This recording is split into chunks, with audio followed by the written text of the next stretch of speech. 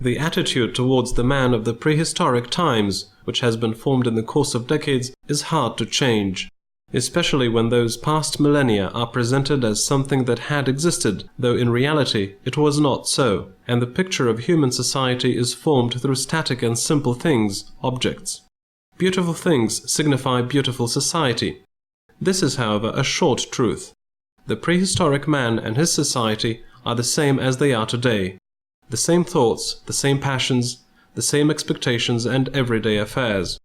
Differences are hidden in the ability to know the world. It is worth remembering one truth, that there are no two people alike. All people are different, and the abilities of each of them are different in particular. By admitting that people are different, we have to admit their different abilities in different spheres of life, in art, science, politics, and production. By admitting this fact, we have to say that there had to be leaders and ordinary people in all societies, and it does not make sense to speak about an equal contribution of every person to public life. Hence, what sources of stratification of the Baltic society are we speaking about, if it is stratified by nature? Here we are trying to grasp the time when different strata of society acquired the form which we notice in investigating settlements and burial monuments. How can we find that foothold which would show us that there appears to be in every community something more than just the natural instinct to survive, that a striving to live well and luxuriously comes into being? What reveals that? Perhaps trade with distant countries. And it is not important at all what kind of trade it is, whether dominated by barter or commodity monetary trade. The essence is the same. Both parties in trade need something they do not have themselves. However, that which they do not have themselves is not the most necessary thing for them to survive. People start exchanging and trading in things which would satisfy their aesthetic needs. So when did the Balts start trading with distant lands? For many of us, it will come as a surprise to find out that this started as far back as the Mesolithic period. A particular type of flint that was not found in our country came from the Valdai Hills, from present-day Poland. However, genuine trade, intercontinental as we call it, began at the beginning of the Bronze Age. To quote ethnographer Maria Alsekaitė Gimbutienė, in civilized southern Europe, amber, that was as noble as gold, was highly valued. It became the means of material prosperity because relations with Central and Southern Europe were established through amber. And not only that, in the 17th to 16th century BC, many pieces of amber were found in the graves of the Mycenaean culture of the 17th to 16th centuries BC in Greece. The Baltic origin of amber that was found there raises no doubts, because the composition of the Baltic amber differs from that found elsewhere. Exotic articles also came via trade routes of the Bronze Age. A bronze sculpture of god Teshuba, an equivalent of the thunder god, was found in the Chernai near Klaipėda in Lithuania. That was a god of thunder and lightning among pagan Lithuanians. Similar sculptures dated 1400 BC were found in the territories of the Mycenaean culture. A 20-centimeter high amber statue of Asinasapal, the king of Assyria, made of Baltic amber, was found on the bank of the Tigris River. Between 750 and 450 BC, people living in the territory of present-day Austria and Western Yugoslavia brought in much amber, and through them amber got into northern Italy and Etruscan lands. Trade in amber did not stop in the last centuries BC. It goes without saying that exotic goods were not the main objects of trade. Non-ferrous metals and high-quality weapons were of greatest importance to the Balts. And from that time when a bronze-edged axe appeared around the year 2000 BC, right to the historical times, non-ferrous metals and weapons in exchange for amber constituted the largest part of imported goods. Ši transkontinentinė prekyba veikia Baltų visuomenę. Kontaktai su tolimais... This transcontinental trade had an effect on the Baltic society. Contacts with distant lands enabled the Balts to take over advanced technologies and materials. However, the most important thing was that the Balts became familiarized with a developed society, its structure and administration.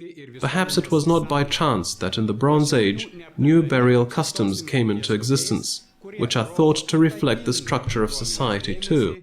Without going deeper into discussing them, we shall deal with those which show peculiar attention and respect of society to the deceased. At the beginning of the Bronze Age, burial mounds surrounded by stone wreaths appeared not far from the settlements. Sometimes their numbers reached up to 100. The largest of them were 3 meters high, and in the middle, on the basis of the burial mound, a male was buried together with expensive shrouds. Males buried in such a special way were either chieftains of the tribe or other famous members of the community. Maria Alsikaitė Gimbutienė writes about the Rantaba burial mound, which was investigated in Prussia as follows. The extended skeleton of a big male was found in a coffin, which was placed on a special stone platform in the very middle of the burial mound. This important person was buried with a bronze sword. In the Bronze Age and later, even in the Middle Ages, a sword was the ruler's symbol. Other exceptional finds were also discovered in that grave. The Baltic battle axe, amber and blue glass beads, a bronze bracelet and a pin. Judging from the type of these articles, the grave of this ruler is dated approximately 1250 to 1200 BC. Burial mounds with several graves of chieftains of patriarchal families of the end of the Bronze Age and the early Iron Age were found also in Egliškė. In that burial ground, the remains were poured into urns and were surrounded by stone constructions, which sometimes created a rectangular box. Kartais sukuriant ir stačiakampio dėžę. After 300 years BC onwards, the Baltic craftsmen started processing iron by themselves. There is no doubt that the spread of iron articles divided society further. Efficient tools enabled the small family to strengthen and become an independent economic unit. When in around the middle of the 1st century the Balts began extracting iron from swamp ore, stratification of society became a finite process. The question arises whether the dispersion of the western Balts of the beginning of the 1st century up to the Daugava River was accidental. It is more likely that that was the way of a technologically advanced society in the search of new lands. Meanwhile, society is best reflected by its largest mirror, burial monuments. First, the entire area of the western Balts from Sambia to the Daugava River in the north and to the Nemunas and Neris confluence in the east swam in luxury in the 1st to the 3rd centuries. Male and female graves in particular abound in decorations made of non-ferrous metals.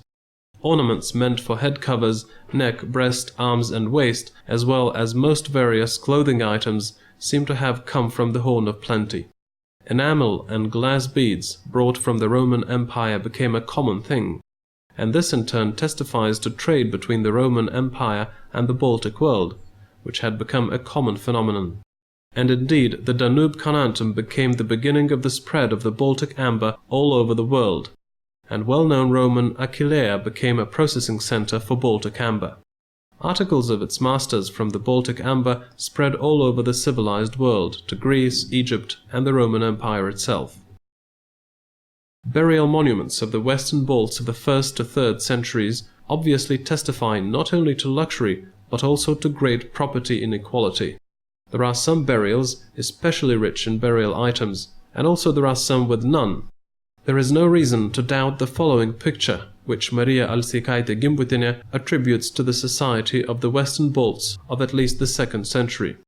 The social system of the 1st centuries AD could be similar to the system of the beginning of historical times. There were chieftains of tribes and chiefs of villages, and the system of subordination was in place. Alongside the ruler and its suite or a council, there were also groups of several degrees of wealthiness. One of them was aristocracy. Well-armed warriors, cavalrymen, landowners, and other important persons who were close to the ruling class. The second, middle group, consisted of merchants and craftsmen, especially blacksmiths and jewelers, who emerged in the 1st centuries AD with trade and crafts extending. Poor graves are graves of the lowest class, farm workers and slaves.